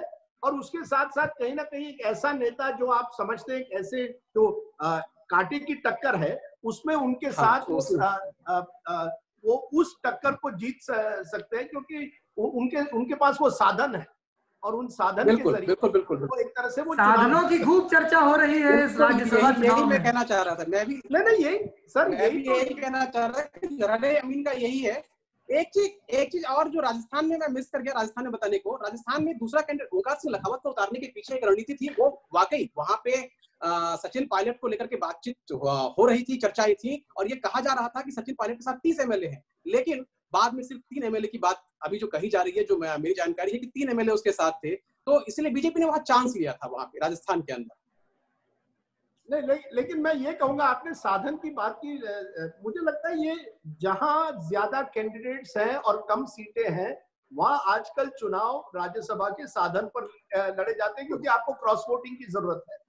आपको पता होगा कि हरियाणा में किस तरह से एक मीडिया मुगल जिसे माना जाता है, कुछ सालों पहले किस तरह से चुनाव जीते थे, और ये कई बार हुआ है कि इस तरह की क्रॉस वोटिंग के जरिए तभी होती है जब आपके पास वो साधन होते हैं। और ये दुर्भाग्यपूर्ण है सौरभ जी कि राज्यसभा का जो चुनाव है वो अगर उसी तरह से लड़ा जाएगा जिस तरह से कोई डायरेक्ट इलेक्शन लोकसभा का हो, जो पैसे के बल पे लड़ा जाएगा, तो फिर हाउस ऑफ एल्डर्स क्यों कहते हैं उसे? फिर मत कहिए, फिर वो एक बाजार बन जाता है। तो अच्छा है अगर निर्विवाद लोग आ जाएं, तो कम से कम ये पैसे का खेल तो नहीं होता। कोई एक नेता मुझे कह रहा था, मेरे पैसे तो बच गए इस बार, क्योंकि अगर कोई और कैंडिडेट खड़ा रहता तो फिर आपको चुनाव एक अलग तरह से लड़ना पड़ता है राज्यसभा। निश्चित तौर से राजदीप जी, ये बात जो आप जो कह रहे हैं एल्डर्स, हाउस ऑफ एल्डर्स वाली बात कि निर्विवाद हो जाए, क्योंकि धन बल बाहुबल सबका इस्तेमाल होता है। निश्चित तौर से थर्ड कैंडिडेट जो दिया गया है उसके पीछे रीजन कहीं ना कहीं स्ट्रेटजी में ये बात जरूर रही होगी, क्योंकि कांग्रेस में रहे हुए हैं, इनका एक क्रिकेट बैकग्राउंड है, और कहीं ना कहीं अपने आप में एस्टैब्लिश्ड हैं, तो चीजों को अपने हिसाब से एडजस्ट कर सकते हैं। संपन्न। एक नाम मुझे बड़ा दिलचस्प, केटीएस तुलसी, बहुत ही सीनियर लॉयर, और कांग्रेस ने उन्हें छत्तीसगढ़ से चुनवा के लाई है, केटीएस तुलसी को। तो मेरी छत्तीसगढ़ में बात हो रही थी पत्रकारों से, तो मैंने कहा कि ये केटीएस तुलसी और जो नेताम हैं, ये नाम, बोले साहब आला कमान दिल्ली से आए हैं नाम, यहाँ से सर यही मैंने कहा, कांग्रेस में high command culture, networking connection. अब राजस्थान, केटीएस तुलसी, हाँ सर आप एक काम कीजिए, लल्लन टॉप छोड़कर आप वकालत कीजिए और कुछ सालों बाद रॉबर्ट वाड्रा के लॉयर बन जाइए। अगर आप रॉबर्ट वाड्रा के वकील बन पाए तो आपको भी राज्यसभा मिलेगा। देखिए, अच्छा आप ये कह रहे हैं राजदीप जी आप नेता नगरी पे ये कह रहे हैं कि केटीएस तुलसी को वाड्रा को डिफेंड करने का इनाम मिला है राज्यसभा की सीट के रूप में? मैं कहूंगा कि केटीएस तुलसी एक फर्स्ट क्लास लॉयर है, बहुत ही अच्छे व्यक्ति है, जिन्होंने कई बड़े नेताओं के लिए वकालत की है, कई कांग्रेसी से जुड़े हुए नेताओं के लिए या कांग्रेस से जुड़े हुए व्यक्ति, उनमें से रॉबर्ट वाड्रा जरूर एक ऐसे व्यक्ति है। मुझे केटीएस तुलसी बहुत पसंद आते हैं, क्योंकि जब एक बार हमारे खिलाफ एक डेफेमेशन केस हुई थी, और वो बिल्कुल कोई लॉयर हमारे, जब हम कई लॉयर के पास गए, बड़े लॉयर, सबने कहा ये हमारी फी है, आपको ये देनी पड़ेगी। केटीएस तुलसी एक ऐसे लॉयर थे, उन्होंने हमें कहा कि आपका जो केस है वो फ्रीडम ऑफ द प्रेस का केस है, और हमारा केस बिल्कुल जायज था। कोई एक बड़ा उद्योगपति था, वो हमें टारगेट कर रहा था उस समय। केटीएस तुलसी ने हमारी केस बगैर पैसे हुए प्रो बोनो करवाई। बहुत कम लॉयर होते हैं, सीनियर लॉयर जो करते हैं, लेकिन आज उन्हें छत्तीसगढ़ की टिकट, मेरा वकील होने की वजह से 15 साल पहले नहीं, आज की तारीख में वो रॉबर्ट वाड्रा के लॉयर है। तो रॉबर्ट वाड्रा के लॉयर अगर आप हो तो आपको जरूर फायदा हो सकता है, ये साफ है। खाता न वही जो गांधी परिवार कहे वही सही। नहीं, वो देखिए, मैं ये नहीं कह रहा कि गांधी परिवार, बट जी एक तरह से आप कह सकते हैं कि केटीएस तुलसी ने कई कांग्रेसियों को की वकालत की है इतने सालों। चलिए, बहुत शुक्रिया संतोष कुमार जी इस बातचीत से हमारे बातचीत में साथ जुड़ने के लिए।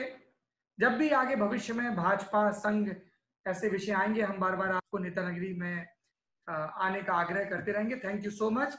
राज्यसभा की सियासत समझ ली, अब बढ़ते हैं तीसरी सुर्खी की तरफ, जो दिल्ली कोविड-19 अमित शाह और अरविंद केजरीवाल से जुड़ी है।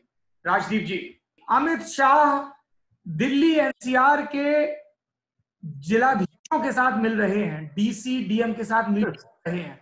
पिछले हफ्ते तक हम डिस्कस कर रहे थे कि अरविंद केजरीवाल की स्ट्रेटजी कहां फेल हो रही है, लेकिन पिछले एक हफ्ते में जब हम दिल्ली एनसीआर की कोविड-19 सिचुएशन के बारे में बात कर रहे थे, तब सुर्खियां ये थी कि अमित शाह ने अब चार्ज ले लिया है।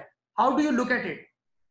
मैं इस पर एक कॉलम भी लिखने वाला था, फिर चीन के साथ जिस तरह से कॉन्फ्लिक्ट हुई उससे मैंने कॉलम का सब्जेक्ट बदला, लेकिन मेरा पहला सब्जेक्ट होने वाला था अमित शाह दिल्ली के नए शहंशाह।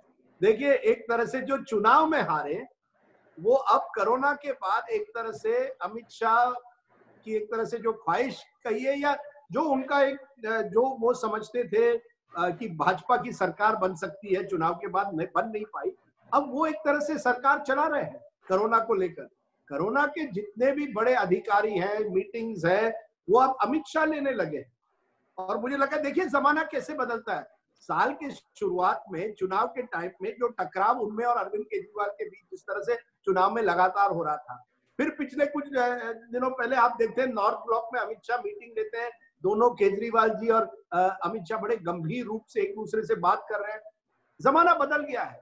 आज अरविंद केजरीवाल को अमित शाह की जरूरत है और अमित शाह को भी अरविंद केजरीवाल को साथ लेना पड़ेगा, क्योंकि दिल्ली में सबसे बड़ी दुविधा यही है कि नेता जो है, जो संस्थाएं हैं, वो एक दूसरे के टकराव में थे। अब अमित शाह जी के आने से, गृह मंत्री के आने से, गृह मंत्रालय के रोल से मुझे लगता है समन्वय हो सकता है सरकार और दिल्ली सरकार और गृह मंत्रालय की भी। तो अच्छी बात है अगर अमित शाह ये जिम्मेदारी ले रहे हैं, तो मुझे लगता है ये बहुत ही अच्छी बात है। 2 महीने पहले तो ये चर्चा हो रही थी कहाँ है अमित शाह, आज वो तो सवाल लोग नहीं पूछ रहे कि कहाँ है अमित शाह। अमित शाह तो अब है ग्राउंड पे दिल्ली में, और अच्छी बात है केजरीवाल और अमित शाह ड्रीम टीम, दिल्ली की नई ड्रीम टीम आप उसे मानिए। और बहुत बड़ी चुनौती है उनके सामने, क्योंकि दिल्ली के मामले बहुत ही गंभीर हो गए। सत्येंद्र जैन की हालत भी गंभीर है सौरभ जी, मैं चाहता हूं कि वो जल्द रिकवर करें, लेकिन जो खबर मिली है वो अच्छी नहीं है और उन्हें आईसीयू में है, शायद वेंटिलेटर पर रखना पड़े, और मैं चाहता हूं कि जल्द से जल्द वो रिकवर भी हो पाए। लेकिन दिल्ली की हालत, पॉजिटिव केसेस बहुत बढ़ रहे हैं सौरभ जी दिल्ली। ये बड़ा दिलचस्प है कि जो अमित शाह और अरविंद केजरीवाल एक राजनीतिक प्रतिद्वंदी के रूप में हमें नजर आते हैं पॉलिटिकल कैनवस पे, लेकिन यहाँ पे और गृह मंत्री के चार्ज लेने के बाद जिस तरह से चीजों में तेजी आई, टेस्टिंग को लेके, सेंटर्स को लेके, मशीनों को लेकर। सर मेरा एक ही सवाल है कि ये 2 महीने पहले क्यों नहीं हुआ? मैं बार बार ये पूछता हूँ कि ये मार्च अप्रैल में क्यों नहीं हुआ? ये जून तक ये नौबत क्यों आई कि अमित शाह इस तरह की मीटिंग लेते हैं? ये राजदीप, आर यू सेइंग कि अमित शाह को सारे राज्यों में ऐसी दखल देना चाहिए था? क्योंकि दिल्ली एनसीआर में स्थिति अभी विस्फोटक हुई है पिछले 1 महीने में सर। लेकिन आप जानते हैं दिल्ली में गृह मंत्रालय का एक विशेष रोल है, जो वहां आप और जो केरल में जो रोल नहीं है वो दिल्ली में है आपका। तो मुझे लगता है इस तरह की मीटिंग करके अगर समन्वय पहले दिन से हो पाता तो इससे फायदा होता। अब आप कह रहे हैं कि स्थिति विस्फोटक हो गई है तभी मीटिंग्स करने हैं, ये हमारी गलती हुई है कोरोना में। आप जानते थे एक ना एक दिन बड़े शहरों में कोरोना पहुंचेगा। कल तक आप कह रहे थे केवल बंबई में है, नहीं, आज चेन्नई भी लॉकडाउन में है। आज की तारीख में दोबारा चेन्नई में लॉकडाउन हुआ है। देखिए, बड़े शहरों में कोरोना को कंट्रोल करना बहुत मुश्किल है क्योंकि आबादी ज्यादा है, और दिल्ली में और एनसीआर का प्रॉब्लम है। बार बार मैं कहता हूँ उत्तर प्रदेश की सरकार से समन्वय, राजस्थान, हरियाणा, तो इसमें अगर गृह मंत्रालय दखल दे, आगे कदम ले तो अच्छी बात है। पर मैं फिर भी पूछूंगा ये पहले दिन से क्यों नहीं हो पाया? तो अगर अरविंद केजरीवाल और अमित शाह आज एक दूसरे के साथ काम कर सकते हैं तो इससे अच्छी बात क्या हो सकती है दिल्ली के लिए।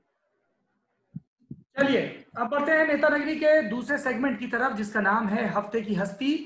इस हफ्ते की हस्ती, ये चुनाव आपको थोड़ा सा अजीब लग सकता है, लेकिन उसके पीछे हमारे कुछ मंतव्य हैं। ये चुनाव है देश के विदेश मंत्री, देश के टेक्नोक्रेट मंत्री, क्योंकि ब्यूरोक्रेटिक पृष्ठभूमि से आते हैं और उस सर्वोच्च पद पर पहुंचने वाले बहुत कम ब्यूरोक्रेट हैं, और जो पहुंचे भी हैं यशवंत सिन्हा जैसे, वो सियासत की राह से पहुंचे हैं। एस जयशंकर, राजदीप जी विदेश सचिव रहे, भारत के एम्बेसडर रहे चाइना में, चीन की जो भारत मैंडेट है उसको धारा प्रवाह बोल सकते हैं, और जो नरेंद्र मोदी सरकार की फॉरेन पॉलिसी थी जिसमें नरेंद्र मोदी लीड लेते हैं, तो कहा गया कि वो अब एक ऐसे व्यक्ति को ले आए हैं जिसकी कोई राजनीतिक महत्वाकांक्षा नहीं है, जो पृष्ठभूमि में रहकर नरेंद्र मोदी के लिए जमीन तैयार करेगा।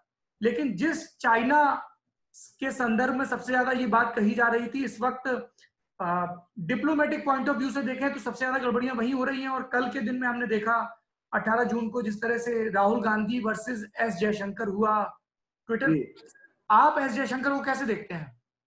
देखिए, एक बात तो है, जयशंकर जी जो है बहुत ही बड़े इंटेलेक्चुअल परिवार से आते हैं। उनके फादर जो है के सुब्रमण्यम, इंडिया के स्ट्रेटेजिक अफेयर्स के गुरु माने जाते हैं, के सुब्रमण्यम, जिनके कारगिल के बाद उन्होंने जो रिपोर्ट भी दी थी, सुब्रमण्यम रिपोर्ट, कारगिल में जो कमियां हुई थी, तो नंबर 1 एक तरह से डिफेंस और strategic affairs society, academic society के नंबर 1 एक तरह से बुद्धिजीवी माने जाते थे। उनके भाई संजय सुब्रमण्यम इतिहासकारों में बहुत कम है। उन्होंने जो किताबें लिखी है, वास्को डिगामा पर जो किताब लिखी है, वो वर्ल्ड फेमस हिस्टोरियन है, पेरिस में रहते हैं। तो एक बड़े परिवार से, एक बुद्धिजीवी परिवार से आते हैं, और उनकी खुद की आप ही की यूनिवर्सिटी से आते हैं, तो वो कैसे ना कहे कि वो बुद्धिजीवी है। जेएनयू के प्रोडक्ट है, डॉक्टरेट की है, और उनका डिप्लोमेटिक करियर तो फर्स्ट क्लास रहा। चीन गए, अमेरिका गए, मनमोहन सिंह सरकार ने भी उनको बहुत ही करीबी से उनकी सलाह ली, अब प्राइम मिनिस्टर ले रहे हैं। लेकिन मेरी एक दो चीजों पर थोड़ी आपत्ति। एक है कि जब कोई ब्यूरोक्रेट सरकार में आता है तो वो पॉलिटिशियन पर डिपेंडेंट हो जाता है, यानी क्योंकि उनकी तो कोई मास अपील नहीं है, तो जो नेता कहे वही करते हैं। और मुझे लगता है जब आप फॉरेन सेक्रेटरी रहे, उसके बाद क्या आपने तुरंत इस तरह का पद लेना चाहिए, और अगर लेते हैं तो फिर जो रिलेशनशिप आपकी नेताओं के साथ है वो बदल जाती है। और कहीं ना कहीं प्राइम मिनिस्टर ऑफिस इतना पावरफुल है, इतना ताकतवर है कि विदेश मंत्रालय को कौन पूछता है। और अगर जयशंकर जी लोगों के सामने क्यों नहीं आते, और आज उन्होंने राहुल गांधी को जवाब दिया है, लेकिन इतने महीनों में कई प्रश्न उठे हैं, उसका वो जवाब नहीं दे पाए, क्योंकि कहीं ना कहीं जब आप ब्यूरोक्रेट होते हैं, आप डिफेंसिव होते हैं, आप उसी एक कमरे में एक दीवार आपकी रहती है, पब्लिक इंटरेक्शन नहीं है, पब्लिक लोगों से संवाद करें कि भाई मैं देश का विदेश मंत्री हूं, इस मसले पर ये बात है। और पॉलिटिकल इंस्टिंक्ट्स, आपको पॉलिटिकल इंस्टिंक्ट्स की जरूरत है। ये कहना कि विदेश मंत्रालय में आपको पॉलिटिकल इंस्टिंक्ट्स की जरूरत नहीं है, गलत है। हमारे देश में कई विदेश मंत्री जो रहे पॉलिटिशियन रहे और बहुत कामयाब रहे हैं, लेकिन मोदी जी की सरकार की एक कमी रही है कि ये जो प्राइम मिनिस्टर ऑफिस पर इतना जोर दिया जाता है, उसकी वजह से विदेश मंत्रालय हो या रक्षा मंत्रालय हो या कुछ हद तक गृह मंत्रालय, अब अमित शाह के आने से तो बदलाव आया है, पर वित्त मंत्रालय हो, वो सब एक नजर उनकी हमेशा प्रधानमंत्री कार्यालय पर होती है कि प्रधानमंत्री क्या चाहते हैं। अब प्रधानमंत्री और जी के बीच में अच्छे संबंध है, तो फिर जयशंकर जी क्या कर सकते हैं? अगर कुछ जयशंकर जी एक आउटसाइडर है, मेरा ये मानना है कि वो सिस्टम के एक आउटसाइडर है, और आउटसाइडर को कामयाब होना बहुत मुश्किल होता है। मनमोहन सिंह कामयाब रहे, लेकिन वो वित्त मंत्रालय में टेक्निकल, और उनको नरसिम्हा राव ने पूरा बैकिंग दिया, इसलिए वो कामयाब रहे जब वो वित्त मंत्री थे। आज की तारीख में कई सालों से प्रधानमंत्री कार्यालय या अजीत डोवाल इस देश की कूटनीति चला रहे थे, फिर जयशंकर जी करे क्या? और मुझे लगता है उनको आगे आना पड़ेगा। He will have to become a political person. आप एक्सीडेंटल फॉरेन मिनिस्टर नहीं रह सकते बार बार, भले ही आप उनका तो चुनाव ही इसलिए किया गया because he is not a political creature, he is a thorough all around diplomat. Sure. So please make him your advisor. Please make him your foreign policy advisor. He could be the NSA, National Security Advisor, जैसे शिव शंकर मेनन हुए थे या श्याम सरन हुए थे जब मनमोहन सिंह प्रधानमंत्री थे। एक बार आप मंत्री बन जाए ना, आपकी पॉलिटिकल रिस्पॉन्सिबिलिटी आती है, आपको पार्लियामेंट में जवाब देने पड़ेंगे। ये जो है, ये देखिए, he is a first class diplomat, but politics requires different capabilities. आपके जो जिस तरह के जो आप में जो खूबियां होनी चाहिए वो कुछ अलग होती है। जब आप राजदीप जी मुझे एक बात बताइए, एक ये बात होती है जब आपके गृह राज्य मुख्यमंत्री मनोहर पर्रिकर को दिल्ली लाया गया था नरेंद्र मोदी सरकार के पहले कार्यकाल में कि एक टैलेंट पूल की कमी से जूझ रहे हैं, लेकिन दूसरी बात जो ये कही जाती है कि कई बार आपको बड़े कामों को अंजाम देने के लिए यू नीड टेक्नोक्रेट्स। जैसे आधार कार्ड के लिए यूपीए सरकार नंदन नीलकर्णी को लेके आई थी, उनको पता था कि कोई नेता इस प्रोजेक्ट को नहीं संभाल पाएगा, तो ये भी दी जा सकती है। सर आप प्लीज लेटरल एंट्रेंस को ले आइए, बाहर से टेक्नोक्रेट्स को ले आइए, स्पेशलिस्ट को पर एम्पावर कीजिए, उनको फिर ताकत दीजिए, उनको कहिए देखिए आप मंत्री हैं, मैं पूरी तरह से आपको बैक करूंगा। अब क्या है, अगर आप उन्हें बैक ना करें तो वो डरते हैं, क्योंकि इतने सालों तो से आप नौकरशाही कर रहे हैं, और नौकरशाह क्या करता है, जो नेता चाहता है वही कहता है। आपको इस समय चीयर लीडर की जरूरत नहीं है, आपको एक ऐसे व्यक्ति की जरूरत है जो आपको कहेगा सर ये गलत आप कह रहे हैं या ये गलत कर रहे हैं। अब बहुत कम ऐसे लोग हो सकते हैं जो मोदी जी जैसे बड़े नेता को कह सकते हैं सर ये आपकी गलती है, क्योंकि कहीं ना कहीं अगर ये कह दे तो शायद नौकरी का खो बैठे। तो मुझे लगता है जयशंकर जी ने अगर विदेश मंत्री के हैसियत से उन्होंने मोदी जी को आईना दिखाना पड़ेगा इस बार, सर ये गलती है आपकी, ये सही है, ये गलत है, ये कहना बहुत जरूरी है। प्रोफेशनल एडवाइस आपको देनी पड़ेगी किसी भी नेता को, तब आप जरूर बन सकते हैं अच्छे विदेश मंत्री। मैं ये नहीं कहता आप नहीं बन सकते, पर आपको प्रोफेशनल एडवाइस देनी पड़ेगी, ब्यूरोक्रेट एडवाइस नहीं या डिप्लोमेटिक एडवाइस नहीं। ठीक है, बढ़ते हैं नेता नगरी के अगले सेगमेंट की तरफ, जनता के सवाल। राजदीप जी तैयार हैं? बहुत सारे सवाल हैं। अरे बाप रे, मर गए। चलो, तपन शर्मा ने सवाल पूछा है हम दोनों ही लोगों से कि क्या आपको लगता है कि ये जो मजदूर दूसरे राज्यों से अपने अपने गृह प्रदेशों में लौटे हैं, ये चुनावी मुद्दा होंगे या ये सिर्फ एक वल्नरेबल ग्रुप है जिन पर कोई ध्यान नहीं देगा? चुनाव हो कहाँ रहे हैं? चुनाव दो जगह हो रहे हैं जहां मुझे लगता है ये मुद्दा बन सकता है अगले एक साल में, एक बिहार पश्चिम बंगाल और पश्चिम बंगाल, और दोनों में कहीं ना कहीं वहां के राज्य सरकारें जो हैं उन पर भी सवाल उठेंगे कि क्या ममता जी पूरी तरह से तैयार थी इतने बड़े इतने सारे माइग्रेंट्स को बंगाल में लेने के लिए? क्यों बंगाल में ट्रेन कम हो रहे थे? बिहार के नेताओं को भी पूछा जाएगा, खासकर कि नीतीश कुमार, क्या आप पहले दिन से तैयार थे माइग्रेंट्स को लेने? तो ये जो इश्यू है, केवल सेंटर को आप दोष नहीं दे पाएंगे, केवल मोदी जी की सरकार को दोष नहीं दे पाएंगे या रेल मंत्री को, वहां के नेताओं को भी सवाल उठेंगे। तो मैं नहीं समझता कि ये एक ऐसा मुद्दा है जिससे चुनाव पलटेगा। मैं नहीं मानता आज की तारीख में वो चुनाव पलट पाएगा, लेकिन हाँ, चुनावी भाषणों में, चुनाव के जो नैरेटिव है उसमें जरूर ये मुद्दा उठेगा। और दूसरी चीज मेरे प्यारे दर्शक ये है कि सियासतदानों का कद सिर्फ इस बात से नहीं नापा जाता कि वो कितनी दफा चुनाव जीते, इस बात से भी नापा जाता है कि उनके सत्ता में रहते हुए कितने लोगों की जिंदगी बेहतर हुई, जो सोशल इंडेक्स है उस पर कितने लोग बेहतर हुए। चलिए, अगला सवाल है सुजय शाह का। सुजय शाह ये कह रहे हैं कि जितने भी दुनिया के बहुत ही मस्कुलर लीडर माने जाते हैं, चाहे मोदी जी हो, पुतिन जी हो, ब्राजील के बोल्सोनारो हो और इटली के हो, उन सब की लीडरशिप एक तरफ, और जो महिला लीडर हैं डेनमार्क की, आइसलैंड की, फिनलैंड की, जर्मनी की, न्यूजीलैंड की, वो एक तरफ। तो क्या इसको इस तरीके से पेश किया जा सकता है कि महिला लीडरशिप को और आगे लाना चाहिए? They are more sensitive towards health related issues और towards the management of such crisis. Good question, जिसके पास कोई इजी आंसर नहीं है, कोई आसान जवाब नहीं है। हमारे देश में देखिए, जयललिता ने बहुत काम किया एक तरह से, भ्रष्टाचार के इल्जाम भी बहुत लगे। नहीं, करप्शन, देखिए करप्शन के इल्जाम लगे, लेकिन तमिलनाडु के हेल्थ सेक्टर को आगे जरूर बढ़ाया। अब ममता बनर्जी को दूसरी तरफ लीजिए, क्या ममता बनर्जी सेंसिटिव थी हेल्थ के मुद्दों को लेकर? नो, शायद नहीं, लेकिन महिलाओं के मुद्दों को लेकर जरूर उन्होंने बहुत काम किया है। जो स्कीम्स उन्होंने वहां बनाई है महिलाओं के लिए। तो देखिए, अलग अलग राज्यों में मैं समझता हूँ अलग अलग नेता जो है, इंदिरा गांधी, क्या इंदिरा गांधी ने हेल्थ के लिए कुछ किया? मुझे नहीं लगता कि उन्होंने इतनी कोई बड़ी nothing to do with gender, nothing to do with gender. लेकिन हाँ, ये बड़ी बात है कि आज एक ऐसा जमाना आ गया कि इतने महिला नेता आ गए हैं और बहुत यंग है कई उनमें। ये न्यूजीलैंड की जो प्राइम मिनिस्टर है आर्डन, देखिए किस तरह से उन्होंने एक नए तरह की पॉलिटिक्स की है। तो मुझे लगता है महिला नेता आना अच्छी बात है, लेकिन महिला नेताओं को हेल्थ के मुद्दों से जोड़कर केवल जेंडर के हिसाब से गलत है।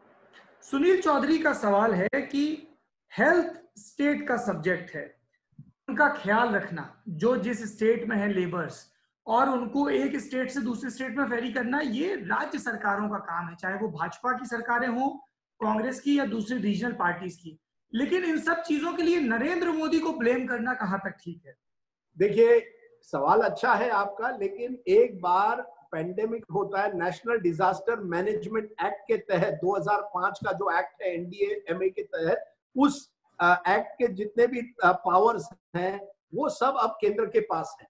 केंद्र सरकार, गृह मंत्रालय कुछ भी इंस्ट्रक्शन दे सकता है स्टेट को, कब लॉकडाउन करना है, किस तरह से करना है, सालों चल सकते हैं, जिम को आप शुरू कर सकते हैं, एयरपोर्ट शुरू करना है, ये सब स्टेट के अंडर है। NDMA ने बहुत ताकतें दी है। आप मुझे क्या कह रहे हैं, नरेंद्र मोदी जी जितने ताकतवर हमारे प्रधानमंत्री रेल मंत्रालय को संदेश नहीं दे सकते कि किस तरह से ट्रेन चलानी है, कितनी चलानी है? Health is a state subject, but in a crisis, in a pandemic, जब NDMA लागू होता है, केंद्र की भी कोई जिम्मेदारी है। अब प्रधानमंत्री सब मुख्यमंत्रियों की मीटिंग ले रहे हैं कि नहीं, ये तो हकीकत है। तो कैसे हम कह सकते हैं कि प्रधानमंत्री की कोई जिम्मेदारी? राज्यों की भी जिम्मेदारी है, ये जॉइंट रिस्पॉन्सिबिलिटी है। लेकिन मैं समझता हूं कि दोनों को साथ में समन्वय में काम करना है। ठीक है, आखिरी सवाल है अंकित पांडे का कि कुछ राज्यों और नेताओं के नाम बताइए जिन्होंने कोरोना में अच्छा काम किया है। ओहो, ये बहुत ही कठिन है, लेकिन मैं 3-4 नाम दूंगा आपको। एक तो केरल है, जिस तरह से पिनराई विजयन ने काम किया, मुझे लगता है, पर वहां आप कह सकते हैं वहां का इतिहास है केरल का। जी, जैसे गुजरात के लिए हम लोग कहते हैं कि गुजरात के कल्चर में इंडस्ट्रियस होना है, कारोबारी स्वभाव राज्य की फितरत में है ना, वैसे ही केरल का दशक दर दशक, चाहे वो महिला शिक्षा हो, स्वास्थ्य, उसको लेके लगातार अच्छा हिसाब रहा है। UP number 2 Karnataka. कर्नाटक ने बहुत अच्छा काम, देखिए सभी बड़े शहरों में बंगलौर में स्थिति सबसे अच्छी। क्यों? येडियुरप्पा ने डेलीगेट किया है, दूसरों को भी उन्होंने मौका दिया है। येडियुरप्पा की इतनी चर्चा क्यों नहीं होती फिर राजनीति की मीडिया में? राज्यों, जो बड़े शहरों के राज्यों में बंगलौर की स्थिति थोड़ी बेहतर है। नंबर 3 मैं कहूंगा, एक बहुत ही मुश्किल समय, भूपेश बाघेल, इनका भी ही लेना पड़ेगा। असम में जो सोनोवाल बिस्वा शर्मा की टीम है, खास करके हेमंत बिस्वा शर्मा ने जमीन पर जो काम किया है, काफी हद तक अच्छा किया है। देखिए, कुछ ऐसे राज्य हैं जहां तक अभी भी मुझे लगता है, आप योगी आदित्यनाथ का जिक्र नहीं कर रहे हैं, सबसे बड़ा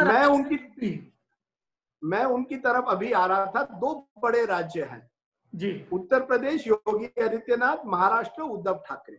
महाराष्ट्र में नंबर बहुत बड़े हैं, इसलिए सवाल उठ रहे हैं इस समय उद्धव ठाकरे पर। तो ज्यूरी इज आउट, क्या उद्धव ठाकरे ने वाकई कोई काम किया है? लेकिन मैं समझता हूं कि ये निर्णय हम 2-3 महीने बाद लेंगे, क्योंकि वहां कम से कम टेस्टिंग तो हो रही है और कुछ चीजों में उद्धव ठाकरे ने ध्यान दिया है, लेकिन उनकी नेतृत्व में उतनी क्षमता है या नहीं, उस पर सवाल है। लेकिन योगी आदित्यनाथ आज की तारीख में, और हम इसी समय कह सकते हैं, मुझे लगता है बाकी जो बड़े राज्यों के हिसाब से Yogi has done a good job.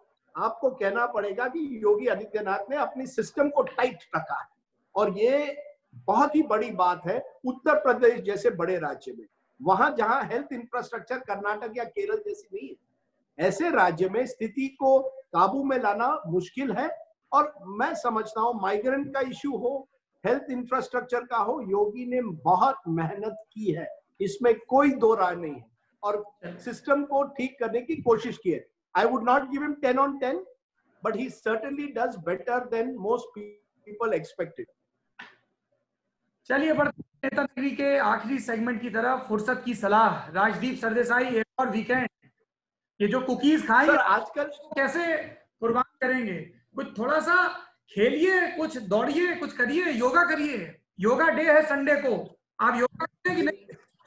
नहीं, मैं योगा करता था, लेकिन मैं आजकल इरेग्युलर करता हूं, जो अच्छी बात नहीं है। मैं सुबह जाके वॉक करता हूं, म्यूजिक सुनता हूं, और मेरे लिए वॉकिंग बहुत अच्छा लगता है।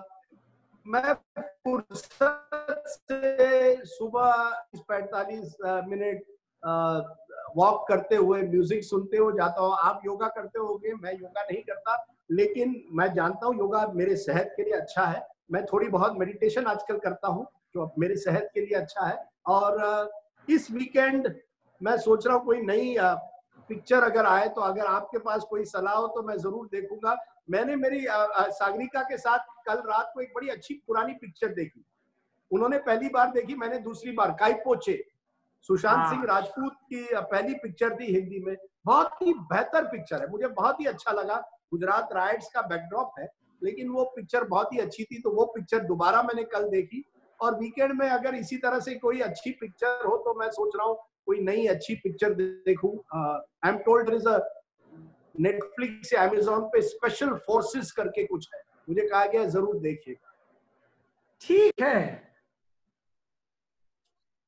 अच्छा, हाँ, हिंदी में कोई पिक्चर? मैं आपको एक फिल्म बताता हूँ। एक फिल्म आई है नेटफ्लिक्स पे ही, एक्सोन। अच्छा, ये नॉर्थ ईस्ट के कुछ लड़के लड़कियां हैं जो दिल्ली में रहते हैं जी। अब दिल्ली में उनको क्या क्या दिक्कतें आती हैं, तो बहुत ही सटायरिकल टेक है।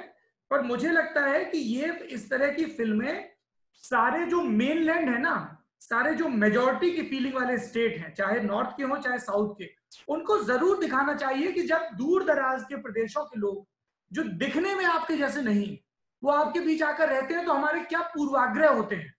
कि कभी तो हम कहते हैं हम सच्चे देशभक्त हैं। देशभक्ति का एक अर्थ ये भी है कि कोई मणिपुर या मिजोरम या नागालैंड का व्यक्ति जब दिल्ली में आके रह रहा है तो उसको किसी तरह के भेदभाव का सामना ना करना पड़े। It's a beautiful film, you must watch it. जरूर देखेंगे। मेरे पास बहुत समय, मैंने पूरा वीकेंड इस समय ऑफ लिया है। बहुत मेहनत की है पिछले 3 महीनों से, 6 दिन ऑफिस जाता हूँ। चलिए बढ़िया है। मैंने अपनी आपको रिकमेंडेशन देते देते जनता को भी रिकमेंडेशन बता दी। किताबों में कोई रिकमेंडेशन नहीं है, मेरी कई पुरानी किताबें हैं जिनको मुझे रिवाइज करना है। जैसे डॉक्टर दामले और एंडरसन की आरएसएस वाली किताब है, मुझे उसकी एक दोबारा रीडिंग करनी है। एक अनिर्बान गांगुली की किताब है अमित शाह के ऊपर, मुझे उसकी दोबारा रीडिंग करनी है। तो कई दिलचस्प किताबें हैं जिनका जिक्र हो रहा है, उनको पढ़ूंगा। और थोड़ा इस बार घर पे समय दूंगा, हफ्ते भर का काम जुट गया है।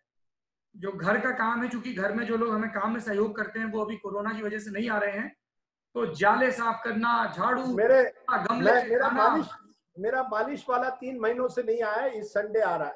3 महीने बाद मैं मालिश लूंगा। चलिए, आप बढ़िया मालिश करके पहलवान बनिए, अपने दिल और दिमाग को तंदुरुस्त रखिए।